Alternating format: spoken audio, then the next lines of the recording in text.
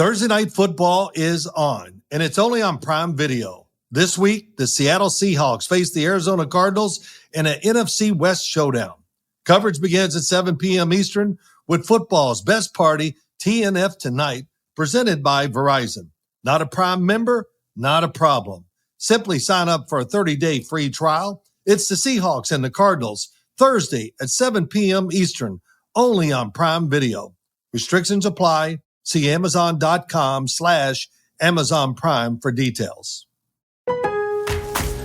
It's Pro Savings Days at Lowe's. Get up to 35% off select major appliances and save an additional $1,000 when you buy 4 select LG major appliances. Plus, get a free DeWalt 20-volt max 5-amp-hour battery when you buy a select DeWalt 20-volt max tool. Get the job done for less at Lowe's. We help. You save. Valid through 9/26. Selection varies by location. While supplies last. See associate or Lowe's.com for more details and qualifying items.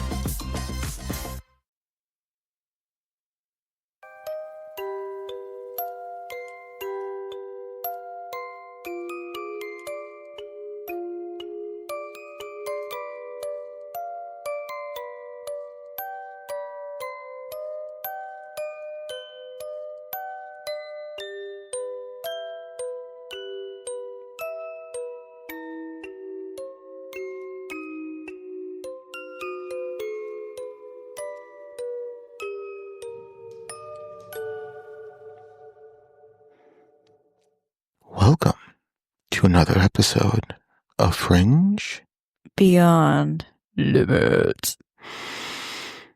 Hi. Hi. Yo. Yo. Yo, what up? So how's everyone doing today? Tired. Ow. Would you just smash your not so funny bone? No, yeah, pretty much. That hurt. Nice one. Yeah. Probably karma from something. Oh, 100%. I fuck something. You don't need it. No, that's true. Who needs an elbow? Nobody. Can you imagine if we didn't have elbows? So let me ask you this. So would It'd be Barbie. We'd be Barbie. So would it be just we have just straight arms? Yeah. Or would there still be space, but it'd be like jelly? Ew. Like, that would be disgusting. That would be. But imagine how well you could slap somebody. That's true. Like you had to put all your body into it. Like, yeah. The fights would look so funny. You know what? I think we're going to do that. Swinging your shoulders. Yeah, we're going to put everyone in casts with your arms hanging out. Like, do you guys ever see it? Oh, what's that Adam Sandler movie? With all the other guys in it. Grown-ups? Yeah, grown-ups. And what's his face? Broke his arms and they're all up. Like yeah. I know who you're talking about. I can't think of his name right now. Steve Buscemi. Yeah. Yeah. It'd be like that. That would be awesome. So. I thought you were going to say we're going to remove everybody's elbow joints. Yeah, well, we could do that. Just by a snap of the fingers. We could do that, yeah. So, how you guys be? You already asked that and I said tired. Sorry. And then you hit your elbow. And then that's probably what, yep. Yeah, it's fucked me up. All right, so are we doing things that keep you up at night? Mm-hmm. All right. Somebody want to go first? You guys want me to go first? I can go first. Okay, I like it. It's kind of dark. I like Bree, dark. It might give you anxiety. Boy, okay. I like anxiety. I like dark. Okay. Do you ever find yourself like thinking about, I'm going to call it the just before? Meaning, what was somebody eating, thinking, doing just before 9/11? Sandy Hook. Oh, yeah. JFK, or, like Noah's flood, or Hiroshima, or even like a mouse in a field before like the hawk swoops in and get it, or Yes. the dinosaurs before the meteor hit, if that is even real. So, yeah, who knows? But yeah, no, I do think about that. I do think about like what were like someone's thoughts right before they got murdered. What was someone's thoughts right before a car accident? Yeah. What was someone thinking? This is really dark. Before jumping off a bridge, or yeah, I think about that a lot. Yeah, you said the bridge, and I think of when the bridge collapsed in San Francisco. Like, you're just going about your day. Yeah. No, What conversations are you having in the car? And then well, that one and the one in West Virginia with Mothman. I don't. That's like the one of the original stories of Mothman, yeah. Yeah. Huh? So people think like the bridge collapsed or whatever, and people think they saw Mothman right before. I Yeah, see what you're saying. Yeah. Yeah. Do you know the story of Mothman? We should do that episode. we should. I was going to be like, did we already do it? And I didn't pay attention. Yes. You know who we could get on that episode? Dave. Oh, yeah. He was. I think he loves Mothman. I think they went to go. They went on they vacation did, there. Yeah. I think he even jerked him off.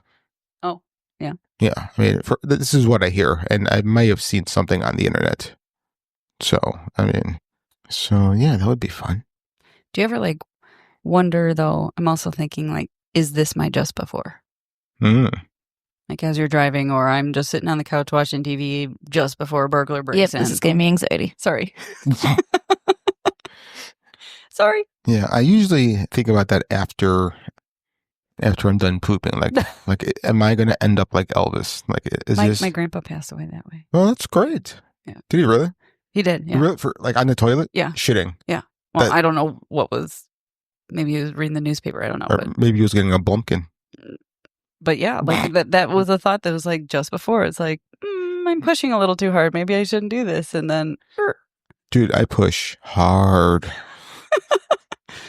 with as much as you fart, I figured it just pours out of you. Yeah, ever since I stopped eating as much, People are going to think you have an eating disorder. I probably do. I don't eat a lot anymore. I only eat once a day. Yet for dinner, you eat like a 5-course meal. No, I didn't have a 5-course meal last night. You ate like bazillion different things last night. No, I didn't. Yes, Got to you taste did. everything. I had grilled octopus Which and was like calamari. a lot, like a Love 2-person grilled meal. Mm-hmm. Which is like a 2-person meal. No, it's not. It's a 1-person meal. And you got a then full plate of sides, which is a big plate. there was Greek potatoes, rice, and green beans.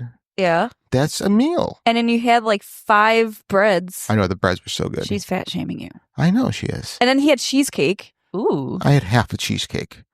And that cheesecake was big. Thank you for noticing. Big and thick. Thank you for noticing. It So- had white stuff on it. Yeah, I did. Gross. The white stuff with cream. Yeah, just painting the walls white again. Ew. So, all right. Well, that was a good thing to keep you up at night. Yeah. That was fun. Do you want to go next? Sure. Like the Velisca family. I They're just think- before. I think this weekend was the weekend that Dave and Karen went to Velisca. I need to reach out Oh, and yeah, see we how gotta they see how- went. See how that went. Also, I want to know their new structure with the rent a room sort of situation. Yeah, I want yeah. to know how that works. Yeah, I agree. I do too. I wonder if remember when I had that anxiety Yeah. there? Yeah. I felt like someone was attacking. I wonder if Yeah. I actually was experiencing someone's right before. Oh, maybe. Maybe you were experiencing the kids' right before. Yeah. I don't know. Isn't that creepy? It is. Very. Yeah. Hmm? That's awesome. All right. Bree, what's She's like, just before, right? Uh, Just she- before I just tell you bef- my thought. just before I stalked, I pooped myself. Yeah, go ahead. So, what would you? Okay, so how much of an influence does a person's name have over the course of their life? Because like when people are like, oh, I want to name my child this. I don't want to name them this because it reminds me of this person, or people with this name usually are like this. Like, how do you think that name affects somebody? That's a great question. And I think a lot. I think certain names are perceived a certain way. And when they're very unusual names, I think said person is perceived differently by different people because that weirdness affects someone differently. That's just me. Weirdness. Weirdness. I think a lot too, but from a social perspective Yeah. too. Like if you answer the phone with someone with a bizarre name or something, you may or may not take them as seriously if they were named something else, or the social perception. But there's also the numerology to your name that I had to look it up because I couldn't remember, because there's the Pythagorean numerology and the Caladian, but those numbers indicate different life paths and different experiences that you're Is that likely another to episode encounter. topic? Certainly can be, yeah. Yeah. But I mean, also like, especially nowadays, you call, IT help. And it's sounds like someone from India, but they say his name is Kevin. Yeah. You know, like when it's that ridiculous, like it's not. Just please use your real name. I would Right. rather. I'd rather it just be your real name. Mhm. Yeah, I would rather it be your real name, and you should be proud of your name, Right. no matter what it is. But I do think whatever name you have does affect you, because my name, Francesco, when I was young, people kept mispronouncing it. Cisco. There was, when they read it, so it's spelled Francesco. So they would either say Francesco, or they would think it's misspelled and call me Francisco. Mm. So I so hated that. So when I got to high school, I just started going by Frank. So I think that did play a role in how people perceived me and my path. You know, because I think that if I kept with Francesco, I think that's a lot more exotic, and I could have gotten girls easier. You know? Okay. But when you say Frank, you know, there's not many Franks around anymore, but that's now like an old-timey name almost. Yeah. You know, so. All right, folks. We need to talk about something very important. Your body odor. Specifically, the kind that sneaks up on you, takes you hostage, and makes you wonder if your deodorant is actually working or just mocking you. Listen, I used to think I had things under control. I showered, used deodorant, even tried the old extra cologne to cover up the funk trick. But no matter what, by midday, my pits, and worse, my lower regions, smelled like a locker room that had been left to marinate in the sun. That is until I discovered Mando whole body deodorant. And let me tell you, I'm obsessed with this stuff. This is not just your average deodorant. This is a game changer. Mando is designed to be used anywhere. Yes, anywhere. I put this on my armpits, my feet, my belly button, because let's be honest, that thing is a secret stink trap. And of course, the grundle. Folks, let me tell you, my grundle has never smelled better. We're talking fresh, confident, no fear of sudden movements, levels of clean. The first time I used Mando, I was expecting just a basic deodorant experience. But hours later, when I should have been in that, maybe I should freshen up phase, I smelled fantastic. I even did a sniff test. Don't judge me. And I was shocked. This stuff is clinically proven to block odor all day and control it for up to 72 hours. And I can vouch for that. I used it before a long flight, and by the time I landed, I wasn't just not gross, I was actively fresh. That has never happened to me. And what makes Mando different? Well, for starters, it's powered by mandelic acid to stop odor before it starts. It's aluminum-free, baking soda-free, and comes in amazing scents like bourbon leather, clover woods, and Mount Fuji. Personally, I'm all about the bourbon leather. It makes me feel like a sophisticated gentleman, even when I'm just in sweatpants binge-watching TV. And listen, if you want to smell better, feel fresher, and finally stop worrying about surprise stink attacks, you've got to try it. Mando's starter pack is the perfect way to begin. It comes with a solid stick deodorant, cream tube deodorant, plus 2 free products of your choice, like mini body wash or deodorant wipes, and free shipping. And because I love you, and because I know you need this, you can get $5 off with our exclusive promo code FRINGE at shopmando.com. That's SHOPMANDO.com. I'm telling you, this stuff is a lifesaver. Use code FRINGE, grab your starter pack, and finally stop waging war against your own nostrils. Trust me, your pits, your bits, and probably everyone within the 5-foot radius will thank you. Yeah, so I think it does. Okay. Yeah. Is that it? Yeah, that's it. Yeah. No, I was just sorry. I'm just thinking. Okay, what are you thinking? I don't know. It floated out of my brain. Oh, okay. Floated out of her brain. Well, thanks for sharing, I guess. So, this is mine. This is, of course, is going to be deep and maybe a little dark, but Hopefully, I've had my coffee cuppy. yeah, coffee cuppy. My coffee cuppy. Yeah, coffee cup. No fish. So I came across this. So it says, is it true that depression isn't real? And the answer to this says, depression? Of course. Let's slap a label of human suffering and pretend it's mysterious illness rather than the obvious result of an existence built on impossible demands. So if you think about it, you are told to work until you collapse, yet rest is called laziness. You are told to chase success, yet the finish line keeps moving. You are told to be yourself, yet only in a way that pleases everyone else. And when your mind finally breaks under this relentless pressure, they tell you it's a chemical imbalance, as if the problem is in you, not in the world crushing you under its weight. Depression isn't some rare disorder. It's an inevitable outcome of a society that measures worth in productivity, that values money over meaning, that teaches you to survive but never to live. So no, depression is not some mysterious force that appears out of nowhere. It's the weight of a world that demands everything from you, then blames you when you crumble under it.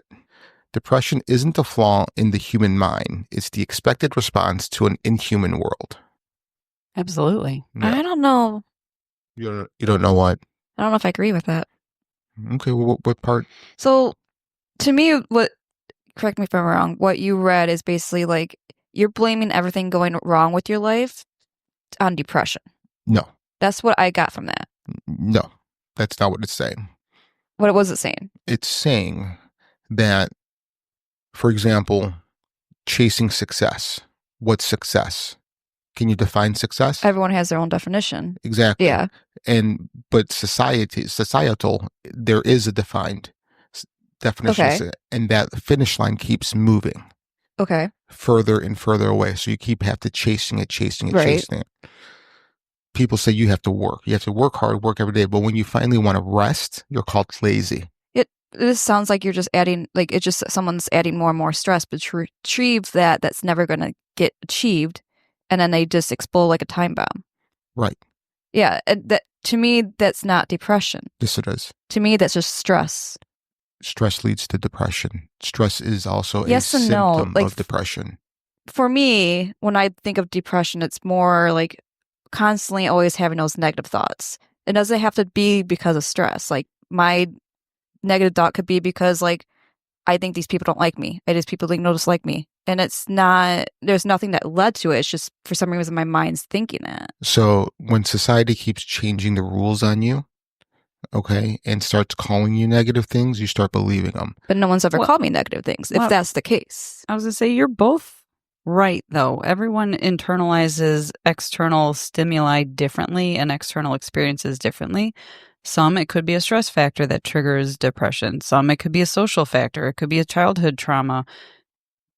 So different things could lead to the quote unquote definition of depression. Mhm. I definitely see both sides of your guys' thoughts here, is that there is still some sort of negative aspect. So whether it's what Mhm. you're saying, Bree, is that it's an internalized monologue of I'm not doing this or I don't, but again, it kind of goes back to what Frank's saying too, is that it's still a social dynamic that's coming from it. Because if, using your example, if this person doesn't like me, or if I offended so-and-so, or I'm worried about, I don't know, finances or health or, whatever, I'm worrying about something, it could be based on when I look at everyone else, this is what they have, this is what they see, this is the social standard of what health is and what wealth is and what haves and haves not are. So it says that depression in psychology, a mood or emotional state that is marked by feelings of low self-worth or guilt and a reduced ability to enjoy life. So everything I read gives you a low self-worth, gives you guilt, and a reduced ability to enjoy life. If Yeah, you but that allow it. definition is very vague. So it could mean what you say, but it could mean other things too. No, this is pretty on point. It's a mood or emotional state. But it doesn't say it's due to stress. It just says it's mood. It's just a state. Right. Yeah. So the stress leads state to of this. thinking. Right. Stress I don't leads to think this. it's always like that.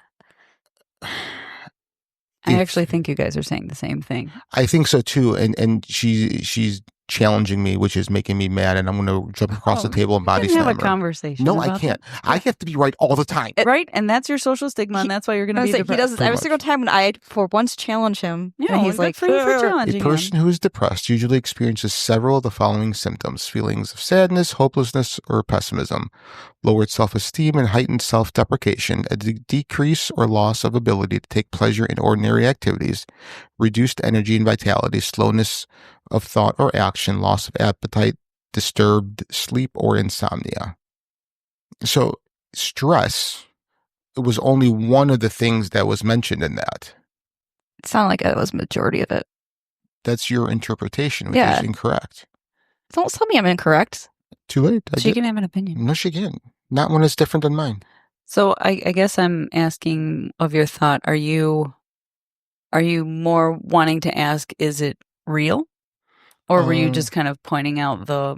Yeah, I was just kind of pointing out the Has someone ever said to you misconceptions. that depression isn't real? Oh, yeah, my dad. Really? Oh, yeah, my dad Okay. was He's also older generation. Nobody talks about that 100%. stuff. 100%. 100%. But still, he did not... He thought depression was just, you're just sad, cheer up, which just makes it even worse. Yeah, but if you haven't truly experienced what depression is, even if it is for a short stint versus prolonged, Mhm. like no one on the outside can see, no one, Sure. you can't understand unless you've tapped in or touched on that. Oh, 100%. But and I agree, but I think it needs to be up to each one of us to be able to look at it's something like depression and be like, yeah, I may not know what it feels like, but I know it's real. Yeah. Yeah. I may not understand what you're feeling and what your thought process and internal monologue is, but it's something that definitely negatively impacts you and that you need help, opposed to people just saying, just cheer up. Why can't you just be happy? Right. That still happens to this day, which is why I am always so open to talking about my mental health, because it should be normalized. It should be. And if anybody wants to challenge me on that, I have the mind and mouth to go toe to toe with them. Yeah. Only 9 toes, but it's still, I have no problems. Yeah. I enjoy conflict. Conflict is awesome to me. So. Well, as you were reading that too, there's this poem out there, just more specifically around women, but similar thing is, you have to have it all together. You can't, but you can't fall apart, but you also have like the look pretty, but don't look too pretty, speak your mind, but don't speak too loudly, like all these double standards that from from an American social woman perspective, it's an impossible standard. So no wonder there is depression and over-medication and all of this, because you've got the constant influences from external sources telling you to be all of these things, but none of these things. Absolutely. And on the other side of that coin, it's the same thing with men. Men are, and I'm not saying you're No, I was thinking of the poem, the way you said it. But there are impossible standards for men. I mean, we can't be emotional. We always have to be strong. We need to provide. You have to provide. Yeah. You know what I mean? We can't complain about, we just get up and go do it. And God forbid we ever talk about our emotions and how we feel. Right. Because then you're a pussy, right, whatever. Right. There's the name calling and the... Yeah.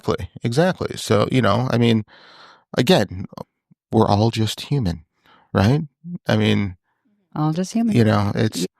Yeah, I mean, so you could kind of also like tell the differences between men and women when you look at the unaliving stats, where women may attempt it more often, but men are more successful at it, and that's just based on, I think that the things that make us different, is that men are more violent. So they choose more violent paths. Yeah. Like we're going to take a gun or hang her, Yeah. So where women, it's usually more an overdose. A little more passive, or subtle or clean. Yeah. It's cleaner. It is. Yeah. It is.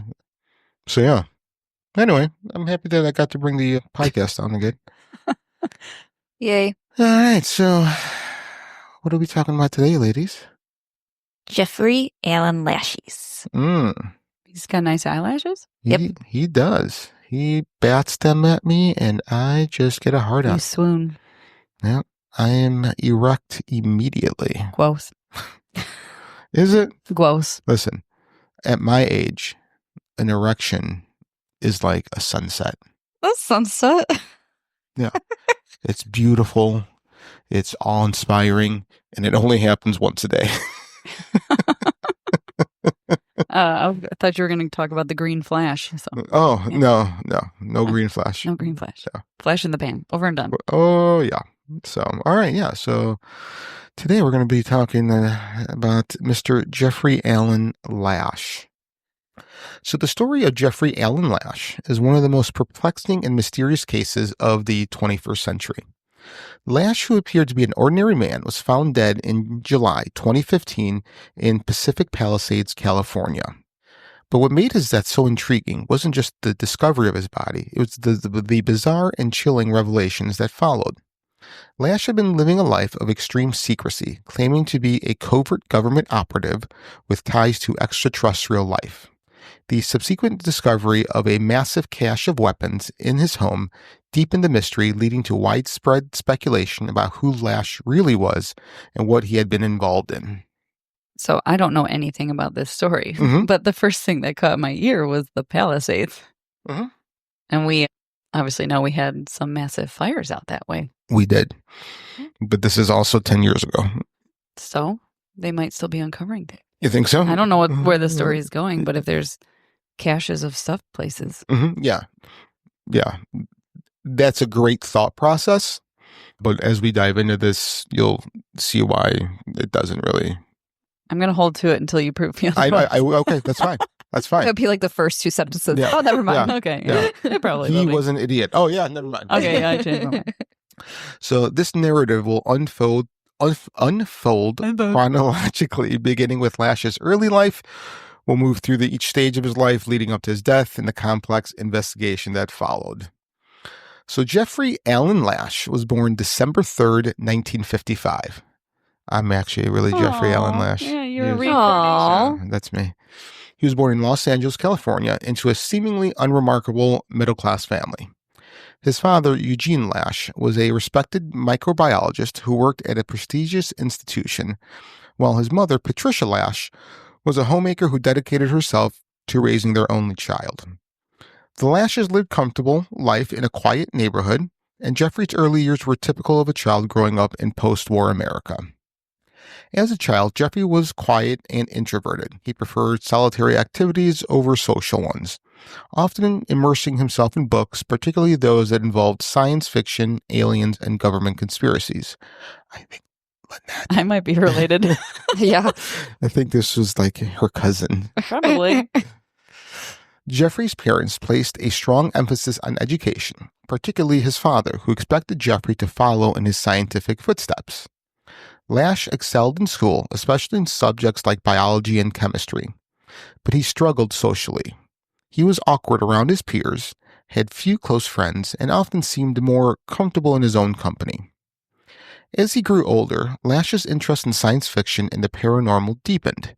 He became increasingly fascinated with the idea that there were hidden truths about the world that most people were unaware of, and this fascination began to shape his worldview. By the time he was in high school, Lash was already developing the ideas that would later fuel the elaborate delusions that define his adult life. You know, if they had podcasts back then, he would have started a podcast just like this and not gone down this crazy road. Maybe. Or maybe it would have perpetuated something sooner. No, I think it gives him an outlet to get it out there so it's no longer in him. Okay, Or it I could just give want him to make ideas. I just want to make sure that we're not heading down a road. Oh, no, we are. We already been there. Yeah. We're going to Allegedly. This is going to be Jeffrey Allen Lash the second. That's going to Okay. be, we're changing our names. I'll be Jeffrey. You're Allen. You're Lash. J-A-L. Yeah. Okay, I get to keep my initial. That's There you great. go. See, I did it on purpose. Thank you. After graduating from high school in 1973, Lash enrolled at the University of California, Los Angeles, where he majored in biology. His father's influence was apparent in his choice of study for a time. It seemed as though Lash was on track to pursue a conventional career in the sciences. However, his time at UCLA marked the beginning of a significant shift in his personality and behavior. Lash was known for his meticulousness and attention to details in his studies, but he was also increasingly reclusive. He spent most of his time alone, avoiding social interactions, and became more deeply immersed in his research on government conspiracies, UFO sightings, and alien abductions. Lynette. Hey, don't He- UFO shame me. I'm Conspiracy shame me. No, not at all. Yeah. He began to believe that there were hidden truths that only he could understand, and this belief gradually transformed into a full-fledged delusion. So I'm going to watch my future unfold right Pretty much. today. It's like looking in a mirror. Yes. Thank you. In 1977, Lash abruptly dropped out of UCLA, just a few credits short of completing his degree.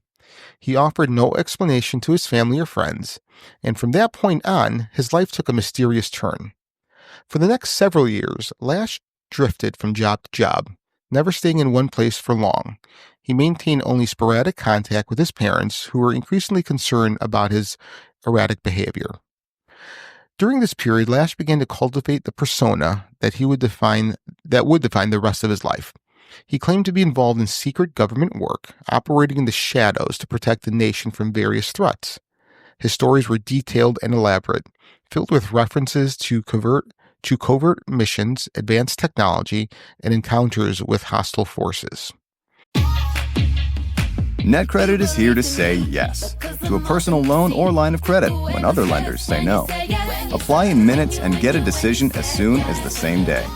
If approved, applications are typically funded the next business day or sooner.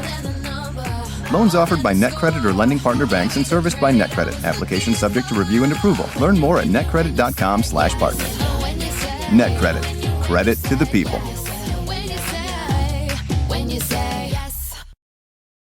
These days, you've got two choices: buying a new car or making the one you've got run like new. That's why we have thousands of ASE certified technicians to help you get more out of your car. Firestone Complete Auto Care. Book now at firestoneauto.com. Lowe's knows how to get you ready for holiday hosting with up to 35% off select home decor. And get up to 35% off select major appliances. Plus, members get free delivery, haul away, basic installation, parts, and a 2-year Lowe's protection plan when you spend $2,500 or more on select LG major appliances. Valid through 10/1. Member offer excludes Massachusetts, Maryland, Wisconsin, New Jersey, and Florida. Installed by independent contractors. Exclusions apply. See Lowe's.com for more details. Over time, Lash became more and more convinced of the truth of these stories, and he began to distance himself from his past, cutting ties with old friends and severing contact with his family. What if he really was in contact? Yeah, and this also is really starting to shape up so far like the story of Scientology. Yeah. Itty bitty. So, as Lash's delusions deepened, he became increasingly invested in his new identity as a secret agent. He moved frequently, never staying in one place for long, and used multiple aliases to avoid detection. He claimed that he was constantly being pursued by enemies, both foreign and domestic, and that his life was in constant danger. To those who encountered him, Lash was a man of contradictions, highly intelligent and well-spoken, but also deeply paranoid and obsessive. Aren't all geniuses? Yeah, it makes me think of the movie A Beautiful Mind, right? One of my favorite parts of that movie is when, who's the actor that did that? You're asking the wrong kid. I know I am. Anyway, like a little girl comes in to talk to him, and he looks and he goes, "Hey, do you see those two people over there?" Like, there's no one. And she's like, "No." He goes, "Okay." Okay. So during this time, Lash began to amass the arsenal of weapons and survival gear that would later be discovered after his death. He acquired firearms, ammunition, and other supplies in large quantities, storing them in various locations across California. He was meticulous in his preparations, cataloging every item and ensuring that everything was in place for whatever crisis he believed was imminent. Lash's actions during these years suggest a man who is not only deeply delusional, but also highly organized and methodical. He planned what? Just seeing similarities. He planned every aspect of his life with precision, leaving little to chance. This level of planning and preparation would later complicate the investigation into his life, as it became clear that Lash had gone to great lengths to cover his tracks and maintain his secrets.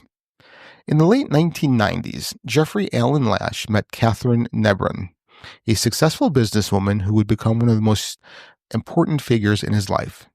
Nebron, who owned a small business in Los Angeles area, was immediately drawn to Lash's intelligence and charisma. He was unlike anyone she had ever met, and she found his stories of secret government work fascinating. So here's the thing, guys. If you meet someone, doesn't matter where, and you guys are talking, chit-chatting, telling jokes, having a good time, and he starts telling you secrets or stories of secret government work he does. Secrets? Yeah. Guess what? You're out? No. He's not really doing work with secret government agencies. What's he doing? He's lying to you. Oh. So Brian's been lying to me? Yes. Damn. Yeah, Why talk would you with that lie boy. about smelling pee? That's his cover. That's his cover story. And nobody questioned. Right. Oh, no, I do. I ask him all the time, hey, did you smell pee today? Has he ever tasted it? Nope. 100%. 100. That's what I said. I go That's to, how they used to test for diabetes back in like the If it- 1700s if it was and sweet? stuff. Yeah. Yeah. They did. yeah, because sugar will go through and yeah. That's gross. But okay. Yeah, no. You kiss that mouth. Yeah. Yeah, he goes Not down on you. anymore. He goes down on you. That's disgusting. Can we talk about something? Let's go back on the topic. Lash and Nebron quickly became romantically involved, and it wasn't long before Lash moved into Nebron's Pacific Palisades townhouse. Over the next several years, Nebron became deeply entangled in Lash's world of secrecy and intrigue. Lash convinced her that he was a covert operative working for the U.S. government, and that his life, and by extension hers, was in constant danger. Nebron was a smart and capable woman, but she was also deeply in love with Lash, and she believed him when he told her about his secret life. Lash's stories were detailed and consistent, and he presented himself as someone who was burdened by the knowledge he possessed and the work he was forced to do. Nebron accepted the restrictions that came with being involved with someone in Lash's line of work, including the need for secrecy and the constant threat of danger. Over time, Nebron became complicit in Lash's delusions, helping him to maintain the illusion of his secret agent identity. She proved financial support, allowing Lash to purchase the weapons and supplies he needed for his missions. She also helped him to maintain his cover, telling friends and family that Lash was involved in important government work and they couldn't discuss the details. Lash's relationship with Nebron was complex and multifaceted. On the one hand, he was deeply dependent on her for financial and emotional support. On the other hand, he maintained a strict control over her, using his supposed government connections to manipulate her and keep her in line. Nebron was both a victim and an accomplice in Lash's delusional world, caught in a web of lies that she couldn't escape. So, real quick, the lady, Nebron, paid for everything. I had a feeling that's when you hooked up with a sugar mama. Yeah. Like she would pay millions of dollars for all of the, she paid for all his whole arsenal, which was a lot. And isn't that hard to do in California? You would think so, yeah. So doesn't that send any red flags that you're buying a bajillion? Not weapons? if you, yes. So think about it. If you're a secret agent. Shouldn't he be provided his own weapons? Yeah, you would think he'd be getting his own. Exactly, right. Red flag. Yeah. Do I need to turn the receipt into the CIA? Yeah. Yeah, can I get... Am I going to get reimbursed? Reimbursed. Yeah, right. Do I email them? Does this go to www.hrcia.com? How do I fill out an expense report? Come on. Yeah. So as their relationship deepened, Nebron became increasingly isolated from the outside world. Lash's paranoia dictated every aspect of their lives, from their interactions with others to their daily routines. Nebron found herself living in a state of constant vigilance, always on guard for the threats that Lash insisted were real. Despite the growing isolation and fear, Nebron remained devoted to Lash, convinced that he was a good man burdened with extraordinary responsibilities. So, yeah. Where did he go during the day? She's off at work. When is he doing his job? I mean, that's a great question. but she's at work. And she's I know, paying but for everything. Does he So you would think if you're a secret I wonder agent, if you he, would like- disappear for. he leaves when she leaves and then sneaks in the house after she leaves. Like, Oh, that would be. Yeah, that's and goes fine. back in, and then leaves the house before she gets home and then comes home. I mean, who knows? He could just be, Or he you could know, be with Just another walking lover. the dogs down. yeah. I mean, he could be out banging everyone else. Who knows? Nebrin's love for Lash was a powerful force in her life, and it blinded her to the reality of their situation. She saw herself as Lash's partner, someone who was helping him shoulder the immense burden of his secret work. Over time, Nebrin's identity became increasingly tied to Lash's, and she began to see the world through his paranoid lens. This transformation was gradual, but by the time of Lash's death, Nebrin was fully enmeshed in his delusional world, unable to see the truth of her situation. In the early 2000s, another figure entered Jeffrey Allen Lash's life. Dawn Vadbunker, an employee of Catherine Nevins, who quickly became one of Lash's most devoted followers. Vadbunker was a young woman with a troubled past, and she was drawn to Lash's stories of secret government work and extraterrestrial involvement. So basically my pickup lines should have been, hey, I do secret work with extraterrestrials. And I love aliens. Yes. That would have, hook, line, and sinker. I could have gotten so many more women. Yeah. Woulda, coulda, shoulda. Francesco. Yeah, me llamo Francesco, and the aliens are talking to me, and they say that you need to procreate with me. Mm. May I have this dance? Anyways, Vadbunker had always been fascinated by the paranormal and fringe theories, and when she met Lash, she found in him someone who not only shared her interests, but claimed to have first-hand knowledge of the things she had only read about. Lash told Vadbunker that he was not entirely human. Oh gosh, this one. Oh, yeah. This took a curveball. That he was a human-alien hybrid sent to Earth with a specific mission. He claimed to have access to advanced technology and knowledge that was beyond human understanding, and he presented himself as a protector and guide. Vadbunker, who was already inclined to believe in such things, became a true believer in Lash's story. I'm still is she believing it cray now. cray? I'm still believing it. Listen, I'm choosing to believe it right now. yeah, 100%. Good for you. if Lash was here right now telling me these stories, I'd start blowing them. Yeah. I mean, I'm hook, line, and I feel like sinker. maybe I can be a alien human hybrid through Yeah, do I need to bodily swallow? fluids. Yeah, then need to swallow your semen? Change your DNA. Yeah, give me a throat pie. What the? Ew. Who has ever said that? I've never heard Frank? that. That's Yeah. disgusting. Yeah, well, no, you never heard of that? No, Yeah. I have not. No, now you have. There you go. I want to unknow that. No. Can we restart our lives? Yep, no. Yes, Sorry. I want to restart. Sorry, my bad. Too late. Vadbunker's involvement with Lash deepened over time, and she became an integral part of his life. I see where this is going. Do you? Mm. She helped him to acquire and store the weapons and supplies he needed for his supposed missions, and she participated in the elaborate rituals and practices that Lash claimed were necessary to protect them from harm. Yep. Vadbunker was completely convinced of Lash's identity and purpose, and she devoted herself to helping him in any way she could.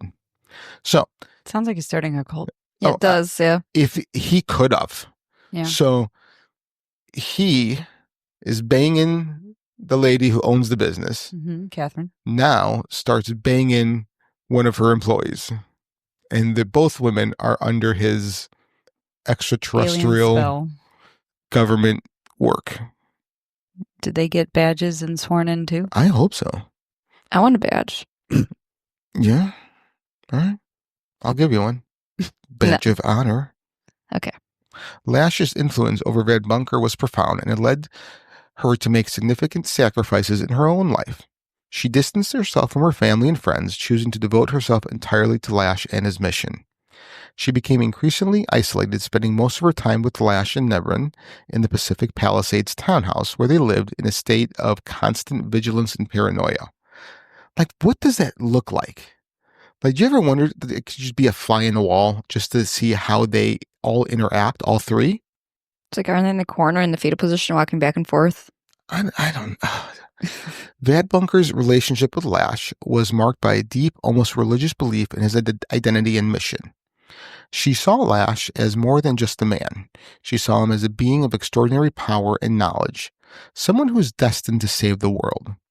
This belief gave Van Bunker a sense of purpose and belonging that she had been searching for, and it led her to place her complete trust in Lash. The relationship between Lash, Debrin, and Van Bunker was one of mutual dependence and delusion. Lash needed their support to maintain his secret agent identity, while Debrin and Van Bunker were drawn into this world by their love and belief in him. Together they created a self-reinforcing system of lies and delusions that kept them bound to one another and to the secret life they had constructed. This is so weird. Lash's control over Van Bunker was both psychological and emotional. He isolated her from the outside world, convincing her that she would only trust him and those who were a part of his mission. He used her belief in his alien origins to manipulate her actions, telling her that she was part of a larger cosmic plan that required her total obedience and loyalty.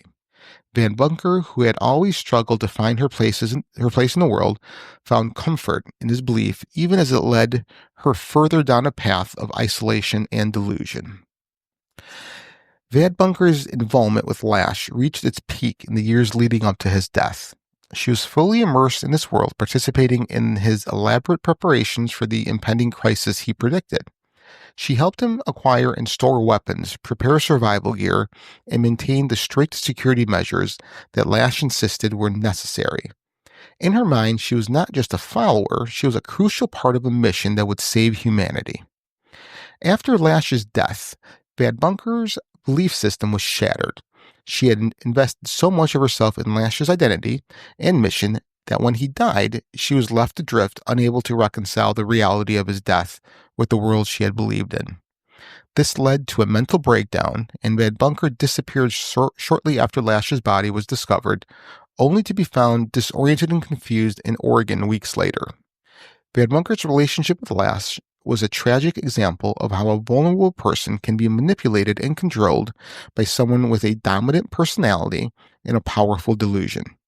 She entered Lash's world looking for purpose and meaning, only to find herself lost in a web of lies and paranoia. Her experience with Lash left her deeply scarred both mentally and emotionally, and she was largely retreated from public life since his death.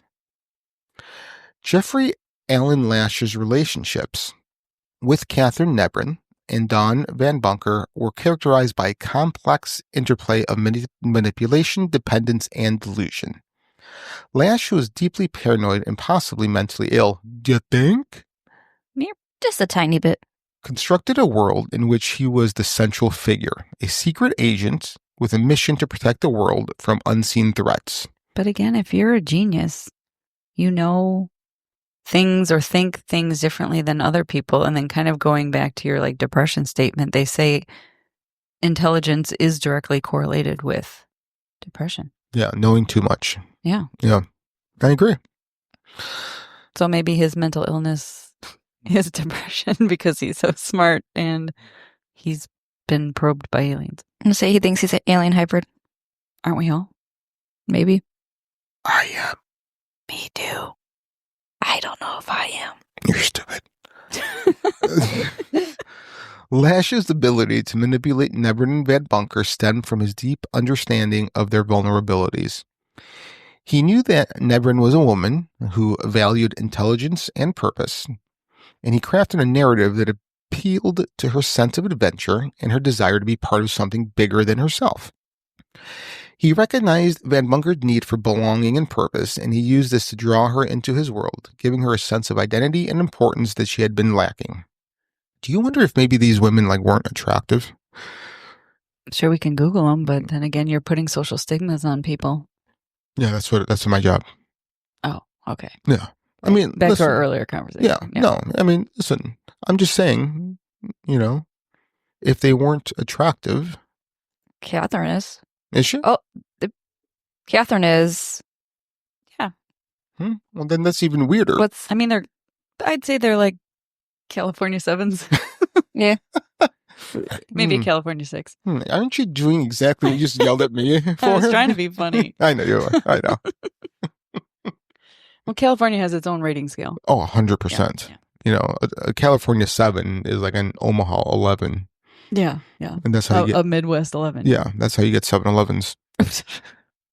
So that was stupid. 100% that was. The relationships were marked by a deep dependency on Lash. Nebrin depended on him for a sense of love and purpose, while Van Bunker depended on him for a sense of identity and belonging. Lash, in turn, depended on both women to validate his delusions and to support the lifestyle he had created.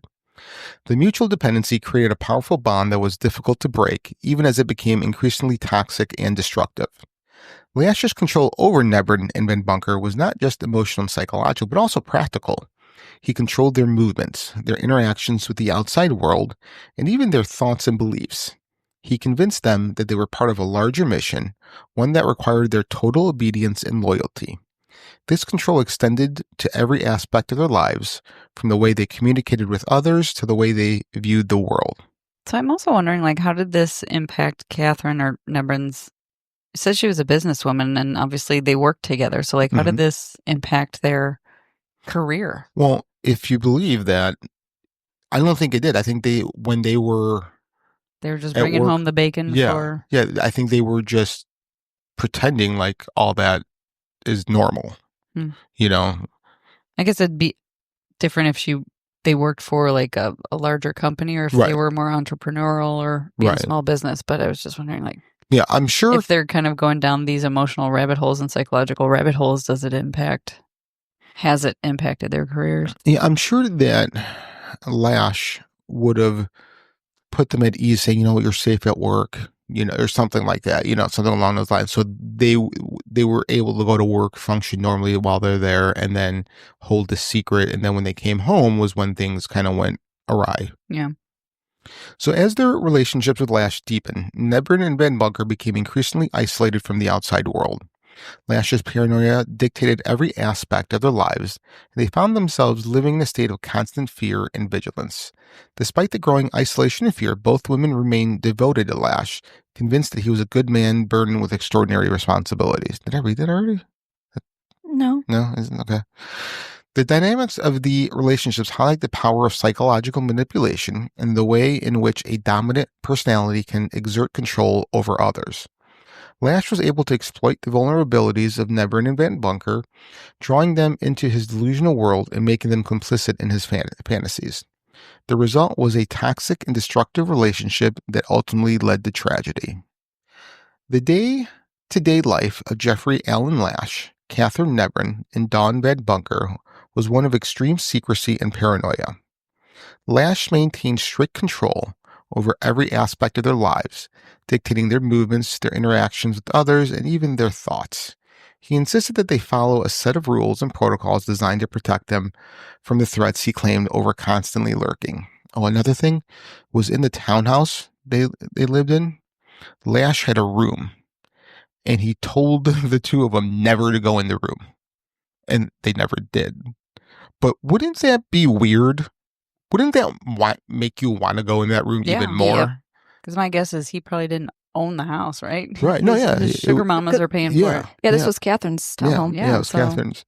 So he's like, say I can't go into a room of the house I'm paying a mortgage on. Right. Yeah. But also is that like whole like squatters thing where... Squatters' rights? Yep. Yeah. You're squatting where? Yeah, I'll squat and pee anywhere. Squatty potty? Yeah. Yeah, I like that. Okay. Lash rarely left the house, and when he did, he took extreme precautions to avoid detection. He used multiple vehicles, frequently changed his appearance, and avoided public places. He communicated with the outside world only when absolutely necessary, and even then he used coded language and cryptic messages to avoid being tracked. Inside the townhouse, Lash's paranoia was even more evident. The house was filled with weapons, survival gear, and other supplies, all carefully cataloged and stored. Lash insisted that Nebrin and Van Bunker be prepared for any eventuality from a government raid to an alien invasion. Do you think he kept spreadsheets? Oh, yes. Perfect. Yeah. Okay. You guys, you married the wrong person. Yeah. I mean, so... I don't want to be a sugar mama. I want to have a sugar daddy. I don't want to work. I want a sugar daddy. So, where was I? Sorry. No, don't be. I'm not really. I was just He saying it to say it. conducted. He conducted regular drills and training sessions, teaching them how to defend themselves and how to survive in the event of a crisis. Lash's control over them extended to their thoughts and beliefs. He convinced them that they were a part of a larger mission, one that required their complete devotion and obedience. He told them that they were being watched and that any deviation from his instructions could result in their deaths. I always feel like someone But is it's watching me. Well, every time I see Secret Agent, I always think Secret Agent, man. Yeah. So, Bree's like, I got nothing. yeah. I was just dancing. Oh. I thought you were shaking your head like, shut up. Yeah, I thought so too. So Nebrin and Vedmunker accepted these conditions, believing that Lash was their only protection against the dangers they faced.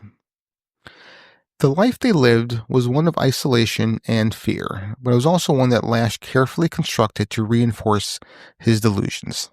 By controlling every aspect of their lives, he was able to maintain the illusion of his secret agent identity and keep Nebrin and Vedmunker under his influence.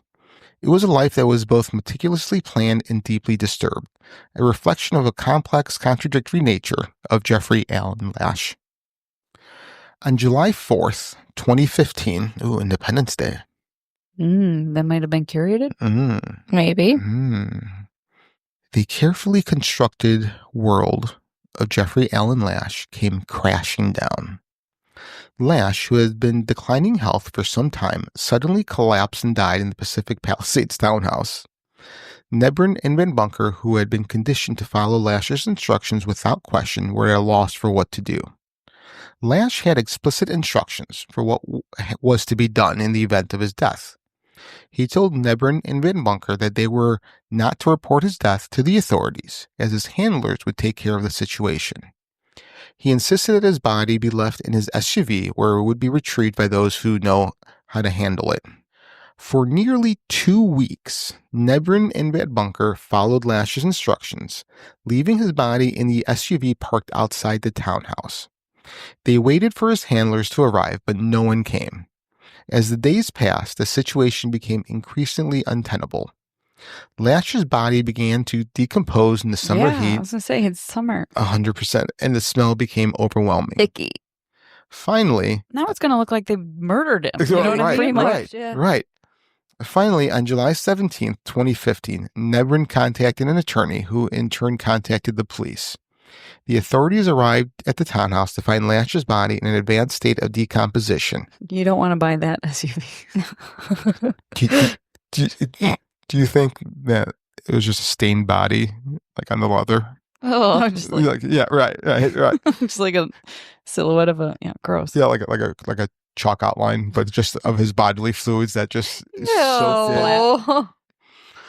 It was immediately clear that something was seriously wrong, and the investigation into Lash's death began in earnest. The discovery of Lash's body quickly made headlines, but it was the subsequent revelations that would capture the public's imagination. When police entered the townhouse, they were stunned by what they found. More than 1,200 firearms, 6.5 tons of ammunition, and over $230,000 in cash, all meticulously stored and cataloged. The sheer volume of weapons and supplies raised immediate questions about who Lash was and what he had been involved in. Do you know how much 6.5 tons is? A lot. 6.5 elephants. 13,000 pounds. Wouldn't your floors collapse? If you're in a vertical townhome, you'd think the floors would cave in. Unless it was like on the main floor. Yeah. You know. And some townhomes has a basement too, so. Not in California. Oh, okay. Yeah, they don't believe in basements in California. Yeah, they're weird. Oh. Yeah. They're missing out. Yeah. They are. Because they can use basements for a lot of stuff. Yeah. Yeah. Yeah. Like hiding bodies. Yep, allegedly. Weapons. It'd be cool down there. It would be cooler. You'd have less decomposition. Did they open his door? Oh, I'm sure they opened it and he just... Is that where all this stuff was? He just oozed out of the door. No. The room that he wasn't allowed. Oh, yeah, that's where all the stuff was. Okay, it was in his secret all room. all that was in that secret room. Yeah. So the investigation into Jeffrey Allen Lash's death and life was one of the most challenging that local law enforcement had ever encountered. The discovery of the massive weapons cache and the bizarre circumstances of his death created a complex web of leads to follow. each of which seemed to lead to more questions than answers.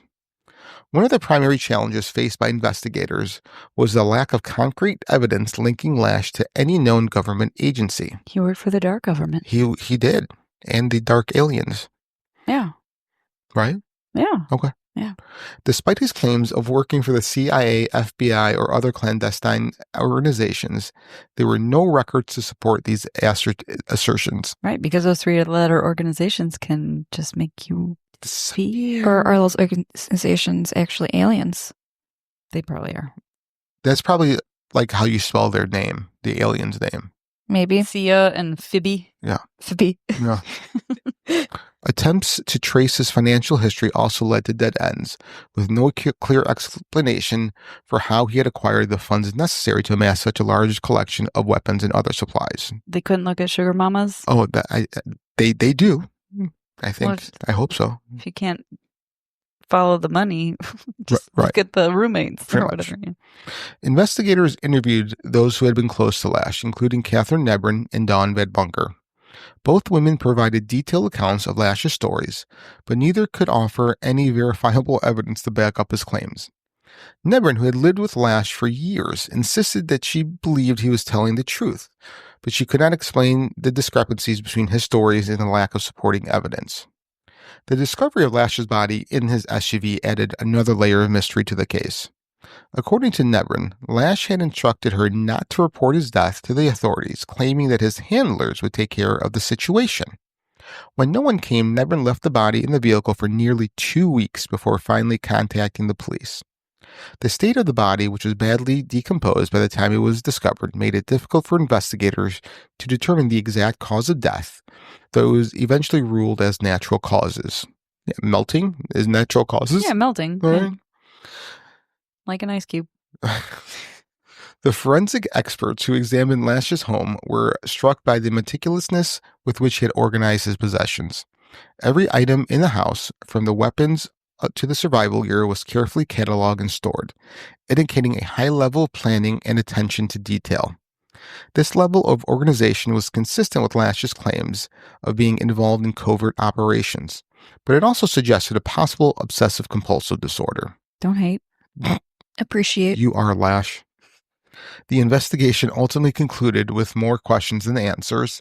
Authorities were unable to determine the true origins of Lash's wealth, the purpose of his weapons cache, or the veracity of his claims of government involvement. The case was all officially closed, but the mystery of Jeffrey Allen Lash has remained unresolved.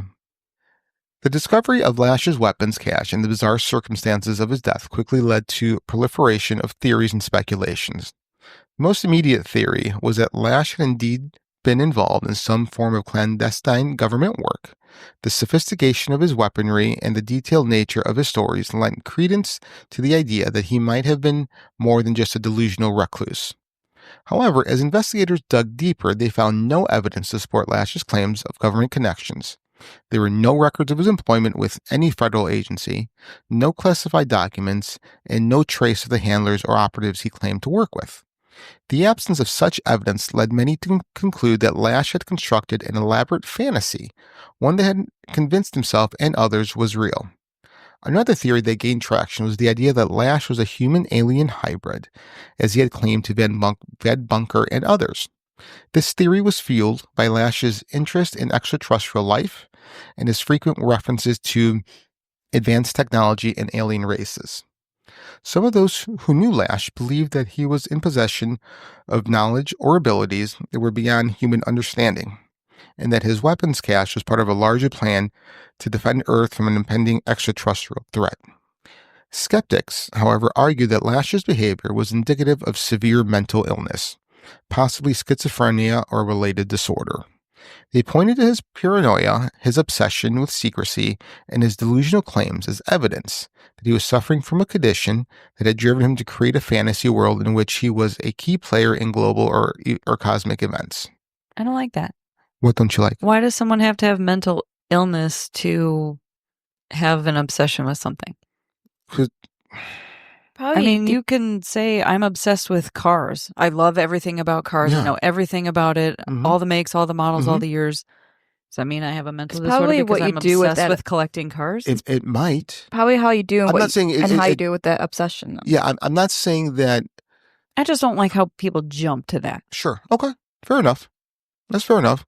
I think this kind of obsession where you're creating stories and you fooled people and you start fooling you yourself. have 13,000 But does that mean mental illness? What if you're just a weirdo? Well, that's not a technical definition. like I understand what you're saying, but I don't think someone quote unquote being a weirdo goes to these lengths. I think when you go past a certain threshold is where they bring in mental health. I don't know. You see people who collect things, and their collections are, in some people's cases, are extensive, whether they're, action figures or, your baseball cards. Yeah, right. When it starts affecting your lifestyle and well-being is when it becomes an addiction, and an addiction is a mental health disorder. But it doesn't mean you're schizophrenic. No, but they're saying that his schemes of grandeur and with being an alien human and he's hybrid. a narcissist. I'm just saying. Listen, you have a valid point. I'm not saying if someone collects puppies, they're going to have a different response than if somebody collects weapons from a social perspective. No, because you have a crazy cat lady. So even when you collect puppies, it'd be the same thing. You're just a crazy dog lady. Right. But I'm just saying it depends on. What if we could reduce carbon emissions and strengthen the economy? At ExxonMobil, we believe both are possible. As a global leader in carbon capture and storage, we're empowering industries to reduce their emissions, all through technologies that are creating job opportunities in America. How's that for a win-win? ExxonMobil. Let's deliver. Do you have $10,000 or more in credit card debt? Maybe you're even barely getting by making minimum payments. With credit card debt hitting record highs, National Debt Relief offers real debt relief solutions for people struggling to keep up. These options may reduce a large portion of credit card debt for those who qualify. You don't need to declare bankruptcy, and you may be able to pay back less than you owe, regardless of your credit. National Debt Relief has already reduced the credit card debt for more than 550,000 consumers.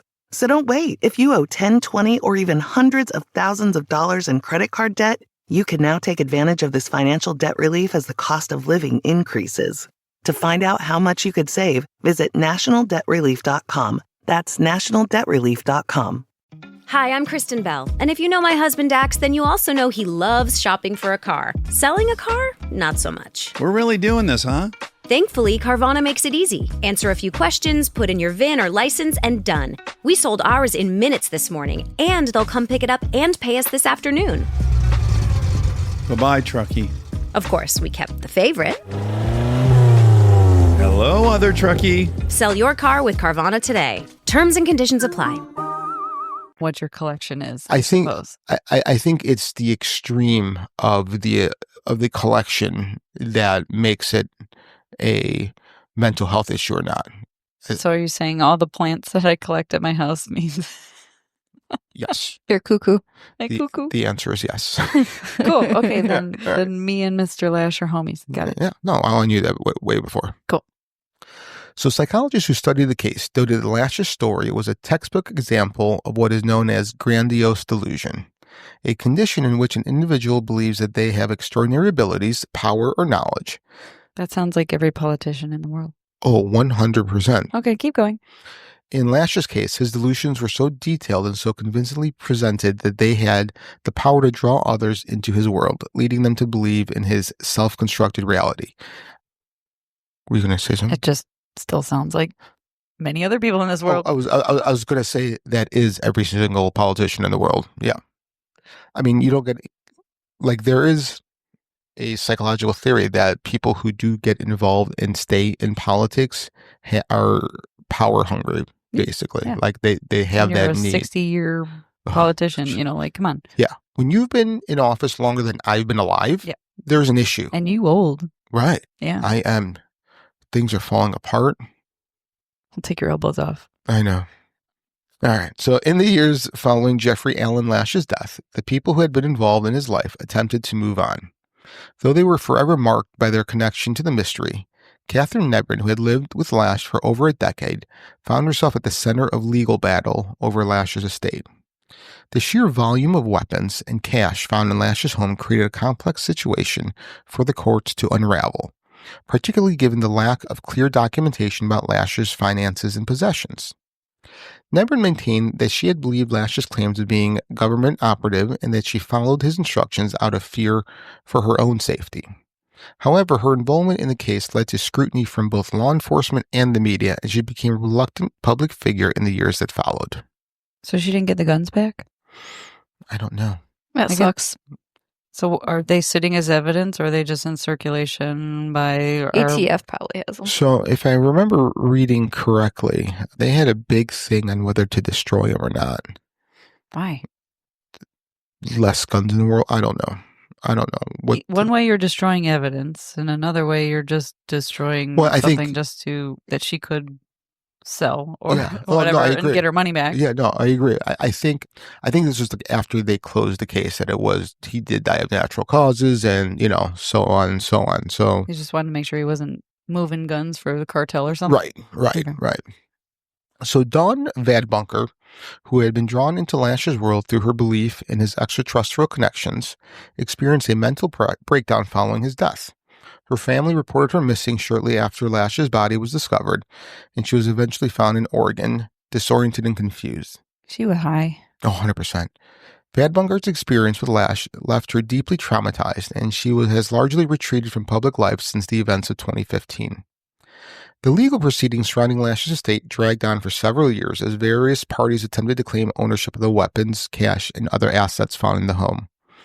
The absence of a will or any clear instructions from Lash complicated the process, and the case became a tangle of legal disputes that ultimately led to much of the estate being seized by the state. That doesn't make sense. Not at all. If he is a meticulous down to the dots in the, his reporting, whatever. Right.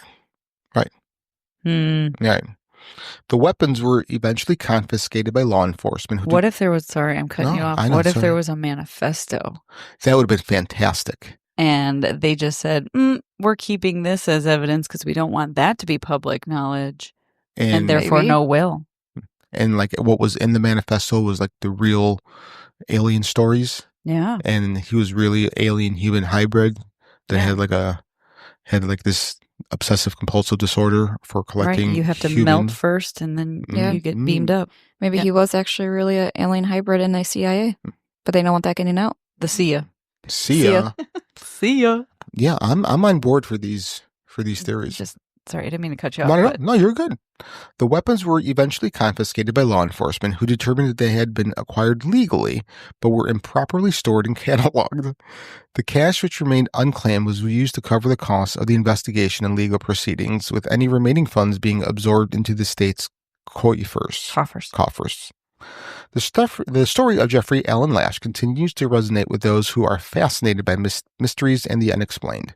His life and death have become a subject of study for criminologists, psychologists, and conspiracy theorists alike, each seeking to uncover the truth behind the man who lived a life of secrets. So I don't own a Pew Pew. Okay. But I do. Well, I don't know if they were purchased legally, but they were just apparently cataloged improperly, even though they were cataloged and stored improperly, they can be taken away. I guess that's a thing. I guess it could be a state thing.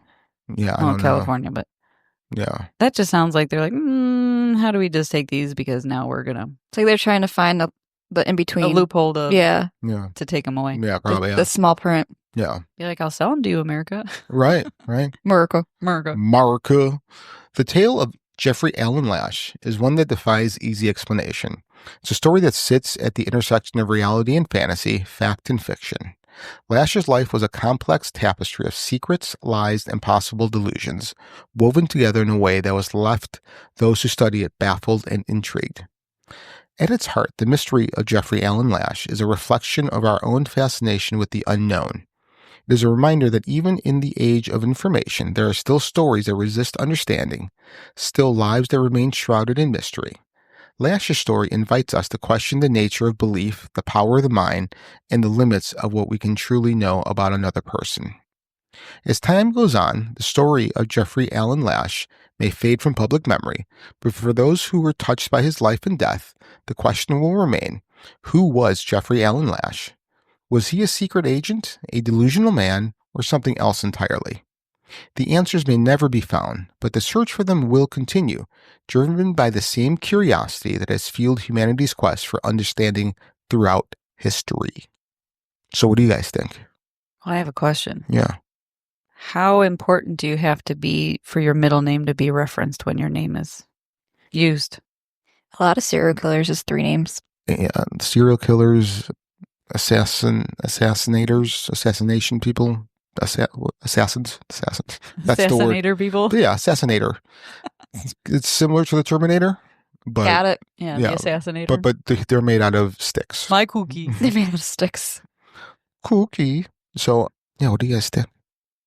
I want to think that he knows something. I know you do. I want to think that. I know you do. I think he was just a crazy guy. I agree with Frank on this one, actually, which I never thought I would Yeah. agree with Frank on anything. Yeah, it's happened a couple That's times in the 'cause show. you guys are stupid. Oh, yeah. Sorry, I'm using a Frank phrase. 100% I am. I 100% am stupid. No, I think he was going crazy and he was trying to possibly form his own cult if he could, because he only had 2 people in it at the time. I don't think he was trying to do his own cult just because Because he was using their money. right, but those are the only 2 he was happy with. He didn't want to have this whole big group. He just wanted enough people to survive on the lifestyle he chooses to live by. Okay. So, yeah. So I don't think he could have. I mean, like, in all honesty, So that could have been his end game, but he never got there. no, he died in 2015. He was already, 60 years old? 55. He was born in 55. Yeah, that 2015, he's 60 Yeah. years old. I mean, what? I guess so, yeah. I mean, I always forget what age he is in this yeah. thing. I mean, when you start a cult, you really just want to start banging other people's wives. He's too old to bang. There's some They cult make- leaders that are old and they're still banging. Yeah. Or they tried to, at least. But, like, I want to know more of what his plan was. Like, I know he wants to defend and protect America from an invasion, but, like, what are 3 people going to do with, what'd you say, like, 2,100 or 2,600 or whatever weapons? 1,200 weapons and 1,200. 6.5 tons of ammunition. Right. Like, are they going to hole up in this townhome or apartment or whatever, this little building, and just... It's their own form of Waco. Yeah, it's a 3-person Waco. Yeah. But, like... It's like playing 3-card They were going to Monty. just, like, board up the walls and... Like, what was the real plan? Were they going to... I don't think he had a real plan. I think he was delusional and he was just going off the cuff. Kind of like what we do every time we record an Right, episode. see, we're all little lashes on the inside. I'll give you a lash. Should we call what we do now a lashing? Mm-mm. I got this joke from another podcast I listened to, Okay. but It's probably cleaner than yours. No? I have a question. Great. How many knees do you guys have? 2? 2. Yeah. Right. A left knee and a right knee, right? Okay. How many knees do I have? 2? No. I have 3. I have a left knee, a right knee, and a wee knee. All right. Insert Lynette's eye roll here. Come on, that's funny. You have 4. A teeny weeny. That's still 1. Nope. Yes. Teeny is not a thing. It's an adjective. I have 2 weenies. So I have 4. I beat you. Is a weenus you a have weenie? 2 spitting cups. Is your weenus a weenie? My weenus? Yeah. Do you know what a weenus is? I remember the report that Chandler had to do Yes. at work. I have no idea what that is. The elbows that we're going to remove. Oh, we're calling it a weenus now? The That's skin the at the term. end of your Oh, I did elbow not- is a weenus. Yeah, I that did not skin. know that. The skin on the elbow is a weenus. Yeah. Then I have 5. I have 5 weenies. Knees. Weenies. Bees knees. So How did you get here? I have no idea how we got here. But we're here. We might as well We're enjoy here, it. yeah. Enjoy the scenery. Good way to end the episode. Yeah, so the host's daughter told him that joke, and she's like, 10 or something. Oh, God. That's awesome. Yeah, it was really, the story was really cute, and I thought that was a great dad joke. So I thought you guys would appreciate it. I guess not. So fuck yourselves. I enjoy a dad joke. Nah, I roll. We like dad jokes. You guys, Yeah, but when you tell dad jokes, it just doesn't work. No? No. Like mine have to be dirty? Yeah. Okay. You have to be Uncle Jokes. Oh, Uncle Touchy. Uncle Creepy. Uncle Touch. Does it With count? that mustache. I know, right? I love it. Handlebar. I keep forgetting that I have it. Mm-hmm. We can't. Thank God. Good thing the mic covers up most of your chin. We can't All really right, tell. hold on. Let me It's a good thing we let won't me see him stand for up at least a straight. week. Nope. Let me sit up very straight. I hope you guys dream of this. I would have nightmares. I know. Does it look like just a caterpillar is on my face? No. The fact that like your chin hair is already like grown in, I that's know. already I know. I did this morning. yeah. So weird. It's like the shape of Beaker's mouth, the Muppet who's like, Me, me, me, me, me, me, me.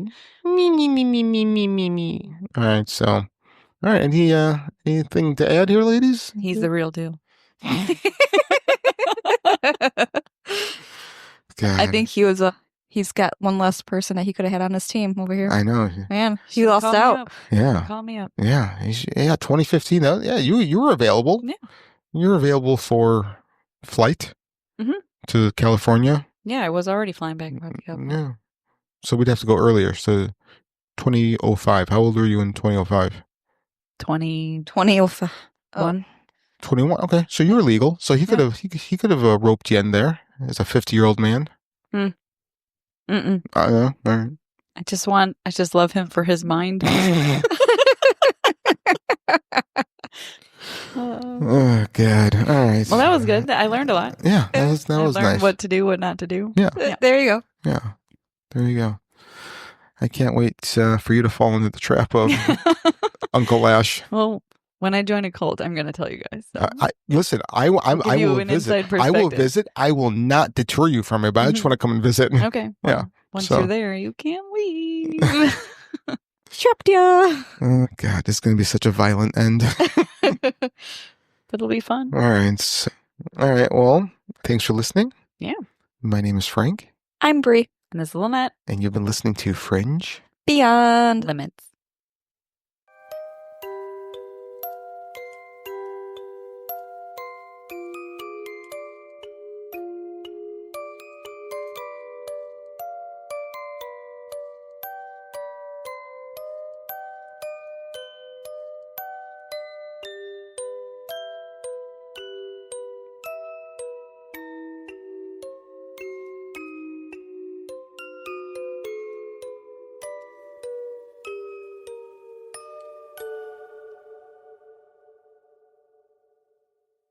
Buying a car in Carvana was so easy. I was able to finance it through them. Whoa, wait, you mean finance? Yeah, finance. Got pre-qualified for a Carvana auto loan, entered my terms, and shot from thousands of great car options all within my budget. That's cool that financing through Carvana was so easy. Financed. Done. And I get to pick up my car from their Carvana vending machine tomorrow. Financed. Right, that's what I said. You can spend time trying to pronounce financing, or you can actually finance and buy your car today on Carvana. Financing subject to credit approval. Additional terms and conditions may apply.